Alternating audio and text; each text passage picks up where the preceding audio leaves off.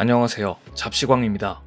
1999년 일본에서 한국에 500원짜리 동전 80만 개가 발견됩니다. 무려 4억 원이 넘는 금액입니다. 대체 80만 개의 동전이 어떻게 일본에 있었던 걸까요? 이유는 바로 우리나라 500원과 일본의 500엔 동전이 비슷했기 때문입니다. 우연히 크기와 재질이 비슷하게 만들어져 우리나라 500원을 조금 깎기만 하면 일본 자판기에 500엔으로 사용할 수 있었던 것입니다. 당시 500엔은 우리나라 돈으로 5,000원 정도였으니 동전을 조금 깎아 10배의 이득을 취할 수 있었던 것입니다. 그러자 일본의 범죄 단체들은 이를 조직적으로 이용하여 한국의 500원짜리 동전을 대량으로 가져와 자판기에 넣어 거스름돈을 회수하는 신종 범죄까지 기승을 부리게 됩니다. 자판기를 이용한 범죄의 규모가 점점 커지자 일본 경찰은 수사에 들어갔습니다. 수사 결과는 황당했는데요. 당시 이를 가장 주도적으로 행한 것은 중국인들이었습니다.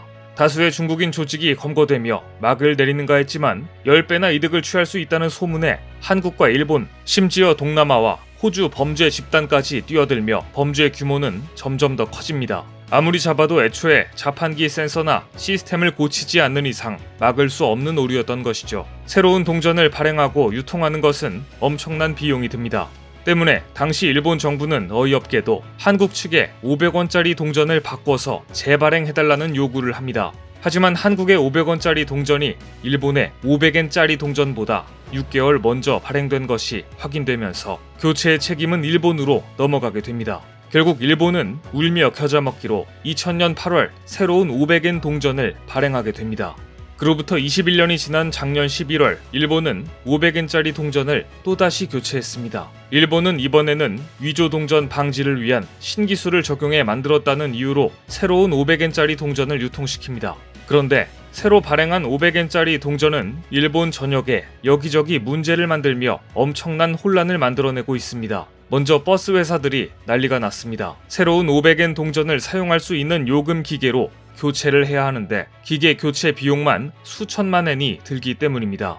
음식점들도 마찬가지로 곤욕스러워하고 있습니다. 일본의 키오스크 대부분은 아직까지도 새로운 500엔을 인식하지 못하는 기계입니다. 새 500엔을 인식하도록 부품만 바꿀 경우 키오스크 한 개당 5만 엔 이상의 비용이 소요됩니다. 키오스크 전체를 새로운 동전 사이즈에 맞추어 바꾸면 50만에서 200만 엔이 듭니다. 구멍가게들은 그 돈을 써서 기계를 바꾸느니 차라리 문을 닫겠다는 입장입니다. 그래도 필요하면 새 기계로 교체하는 게 맞지만 대부분의 일본 기업들과 자영업자들은 교체하지 않고 불편함을 감수하며 버티고 있습니다. 이들이 버티는 이유는 사실 합리적입니다. 많은 돈을 들여서 새로운 500엔짜리를 인식할 수 있는 기계로 교체를 해보아야 2024년에 또다시 새로운 지폐 교체가 예고돼 있기 때문입니다. 지금 새 500엔짜리가 맞는 기계로 바꿔봐야 2년 뒤 2024년이 되면 그때는 새로운 지폐에 맞는 기계로 또 바꿔야 할 가능성이 높습니다. 결국 일본은 지금 동네 구멍가게도 음식점도 버스 회사도 신형 500엔짜리 동전을 가지고 키오스크를 찾는 손님들에게 구형 500엔짜리를 일일이 교환해주면서 버티고 있는 중입니다. 삼성페이가 대중화되면서 지갑조차 가지고 다니지 않는 한국인들이 늘어나는 국내 상황을 보면 과연 일본인들은 우리와 동시대를 살아가는 게 맞나 싶을 정도로 후진적인 거래 방식을 고집하고 있습니다. 그런데 한 가지 의문이 생깁니다. 어차피 2024년에 새로운 지폐로 바꿀 거라면서 어째서 일본 정부는 뜬금없이 지폐 교체 2년을 앞두고 새 500엔짜리 동전을 유통시켜서 국민들에게 이 고생을 전가시킨 것일까요? 일각에서는 과거 1차 500엔 동전 교체 당시 일본 정치인들이 그 과정에서 엄청난 이익을 취했던 것을 기억하고 이번에도 또 정치인들이 입속을 챙기기 위해 이번 일을 벌인 게 아닌가 의심하고 있습니다. 실제 집권 자민당이 밝힌 신규 동전 발행 이유가 너무 황당하기 때문입니다. 자민당은 신규 동전 발행의 이유로 위조 동전의 유통을 방지하기 위해서라고 답했습니다. 하지만 조사 결과 2020년 유통된 가짜 500엔은 단 188개에 불과했습니다. 물론 188개의 위조 동전이 가벼운 사건은 아닙니다. 하지만 188개의 위조 동전을 잡겠다고 천문학적인 돈을 들여 모든 500엔짜리 동전을 재발행한다는 것 역시 쉽게 이해가 가지 않습니다. 또한 국민들 입장에서는 188개를 위해서 이 많은 사람들이 혼란을 겪어야 하는 상황이 좀처럼 납득하기 어렵다는 입장입니다. 일본 야당들의 조사 결과 신형 500엔짜리를 인식하는 기계로 모두 교체할 경우 교체 비용만 7,700억 엔, 한화 약 7.7조 원이 드는데 겨우 2년을 위해서 이런 일을 벌이고 또 2024년이 되면 새로운 화폐로 교체하는 일이 예정되다 보니 자민당 내 인사들이 교체되는 부품회사와 어떤 연관성이 있는 것 아니냐고 의혹을 제기하고 있습니다. 더구나 일본도 이제 동전 사용량이 점점 감소하고 있습니다. 일본을 두고 현금만 고집하는 현금의 나라, 자판기의 나라라고 하지만 일본의 주화 유통량이 10년 만에 감소한 것으로 나타났습니다. 일본 은행들이 동전 거래 시 수수료를 부과하기 시작한 데다 현금을 사용하지 않는 간편 거래 서비스가 확산되면서 동전 사용량이 크게 준 것입니다. 특히 코로나19가 장기화함에 따라 비대면 경제가 확산된 것도 일본 소비자의 행동 변화로 이어졌습니다. 이커머스 등에서 전자결제 수요가 늘면서 자연스럽게 동전의 쓰임새가 줄었고 오프라인 매장들도 바이러스 전파를 막기 위해 현금을 주고받는 대신 간편결제 솔루션을 적용하기 시작했기 때문입니다.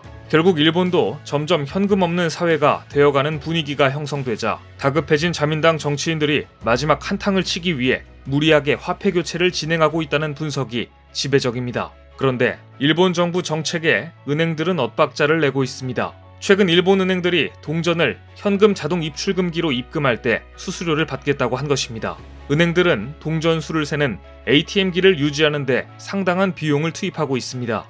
이렇게 되자 일본 내 업계 2위 은행인 유초은행조차 동전을 입금하면 수수료를 부과하기 시작했습니다. 니케이는 일본 금융계의 이 같은 움직임 역시 최근 주화 유통을 크게 억제했다고 분석했습니다. 일본이 현금을 고수하는 이유 중 하나는 지진이 자주 일어나서 비상금을 집에 두기 위해서이기도 하지만 다른 나라들에 비해 일본 은행들이 부과하는 신용카드 수수료가 상대적으로 비싸기 때문입니다. 결국 이러나 저러나 일본 국민들만 피해를 보고 있는 셈입니다. 하지만 이렇게 국민들의 동전에까지 손을 댄 일본 은행의 최근 상황은 참담하기만 합니다.